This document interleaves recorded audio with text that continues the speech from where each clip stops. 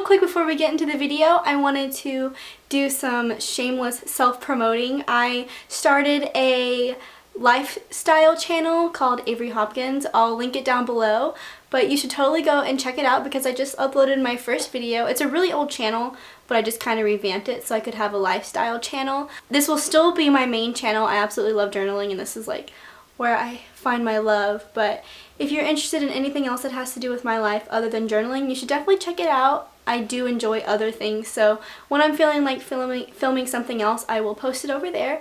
I have a room tour posted, so if you want to go check that out, then you totally should. Otherwise, let's get into this video. So I'm first just going to talk about my layout here. I've kind of made a outline for you guys to look at. Obviously this isn't real notes, but I created this so you could get an idea of what my notes look like. After this I'm going to flip through the journals that I have this semester so you can see what I'm talking about in more detail. But here I'm going to show how I do my notes. You totally don't have to do your notes this way, but if you're struggling with note-taking, I find this really helps me. At the top I have the title, so whatever we're talking about in class for that day, or if I'm doing book notes, the title of the book, and then in small letters I'll have the author or the class that I'm in and the date. So I usually use a highlighter on my notes because I find that if I highlight the important things, it's easy to just skim through my notes if I'm looking for something specific. So I highlight the author or the class and date, and today I chose blue. And then I usually have doodles on my notes because for me, when I'm listening in class, I have to be doodling. If I'm just staring at the professor, I will like start dozing off or I'll start thinking about other things. But if I'm doodling, it helps me stay focused for some reason. I know some people are like that, so I'll usually have some doodles.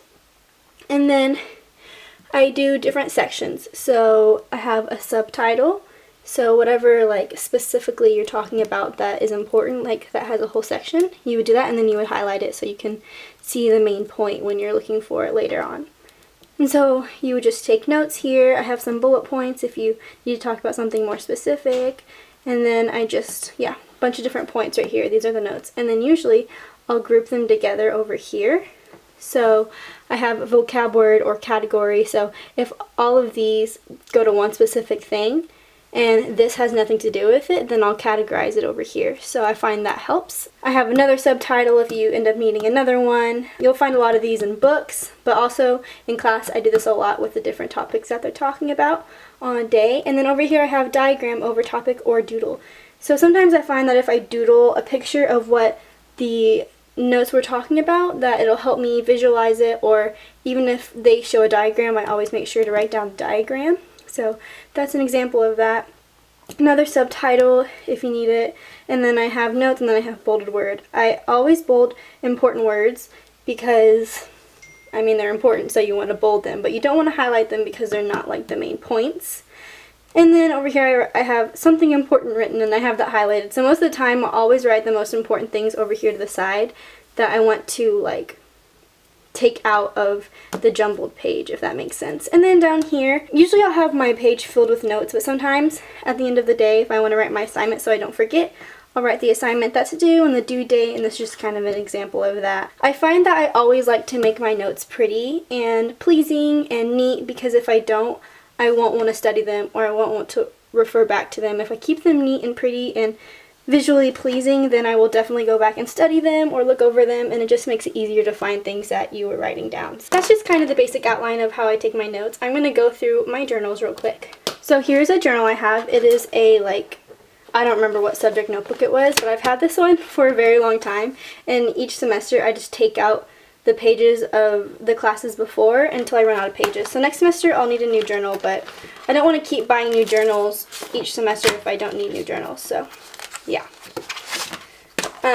So here's page 1 of my philosophy class. We're going to be going through my philosophy journal this semester. So page 1 isn't really anything exciting because that was just but here is page 2. I'm going to kind of go through these really fast. This is page 3.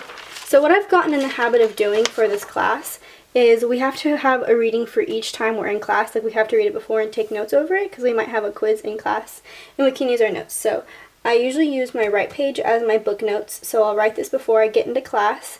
And as you can see, I have the title and then my subtitles are highlighted and important things written on the side, so just like my outline. And then on the left I'll do my class notes, which is kind of weird because I'm like going backwards. I do this before I do this. I like to have both notes for a single topic on the same like open page, if that makes sense, because we talk about in class what we read about. So I don't know, I just kind of ended up doing it this way. You could always flip it, but whatever. So I have book notes written right here and class notes so I can distinguish the two.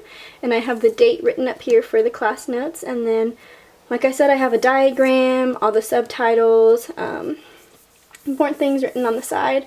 I have a doodle here that says RIP, and it's a graveyard because we took a quiz and I totally did not do that well. Yeah. So same idea for this, same idea for this, same idea for this. So I just find that this is super easy for me. I don't have as many doodles and stuff at the top that I used to. Last semester all of my journals had so many doodles, but this semester I find that I just like to keep it neat more than anything. This is what I'm on now, so I don't have anything to show you right here, but yeah, I hope you're kind of getting an idea. Now I'm going to show you through some of my film notes from last semester. I changed my major, so I'm not a film major anymore, but I still have my film journal from my film writing class, so I'm just going to flip through that real quick, because it's kind of a bit different than how I am doing it now, but it still has the same idea. So we have a title up here and my subtitles and then a diagram. So same thing for here. That's not important. Same deal here. We have a storyboard. Oopsies. Promo writing. Documentary film. So yeah, my notes aren't anything crazy. I feel like most people do their notes this way anyway, but I know like schools are making students do specific ways of notes, and I cannot do it. I can't actually think of the name, but it's like where you have the line here and you have to write the words over here and then like the notes on this side. I don't know if you know what I'm talking about, but I do not like that method. I have to do it this way. It just works the best for me.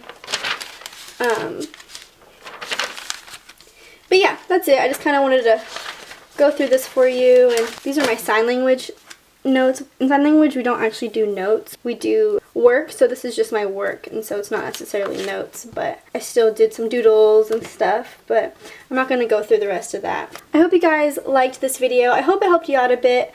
By no means do I think I'm like an expert on note-taking. I struggle in school, but I do think that it is important to take good notes, good neat notes, and so I wanted to just share mine to maybe give you some ideas or inspire you. If you have any questions, just leave them down below, but yeah, I just thought this would be a fun, different video, and I'll see you guys next time.